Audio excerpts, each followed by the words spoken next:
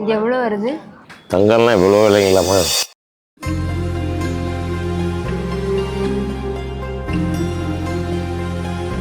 அக்கா நீங்க சில்வரே காட்டுங்க அக்கா.